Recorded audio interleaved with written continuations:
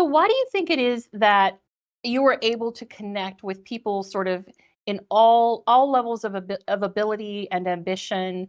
There are some people who are just starting out who might be very intimidated about working out. Can you talk a little bit about how you motivate people who are really new to fitness? Oh gosh, I think, I wasn't an athlete growing up, so I definitely have been there. I know what it feels like to um I was petrified of gym class as a kid. I would do absolutely anything to not, be in that lineup to be picked for whatever kickball. So I think some of us have memories of that and it lingers. So as adults, when we're writing the narrative of our next chapter, whether that includes movement, and I hope it does, can sometimes feel a little bit paralyzing when that's infused with fear. And so my approach certainly is to widen the aperture of who thinks movement is possible for them.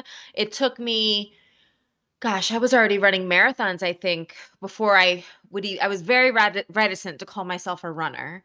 And I don't want that to happen to anybody else. That's one of the reasons I wrote my first book, Shut Up and Run, because I wanted to unpack and dismantle what felt very complicated to me as a new runner. So I always tell folks, start small, like take nibbles of hustle. My runs, run, walk, jog, an amalgam of, I guess, all of those things.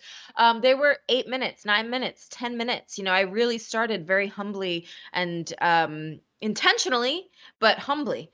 And that those little iterative steps can amount to a lot. So I say start small, and consistency is much more important than intensity, right? So you don't have to go from a novice to marathon. I would rather see somebody be consistent 3 4 times a week in whatever they choose to do movement wise, and really start to develop that appetite and curiosity for themselves.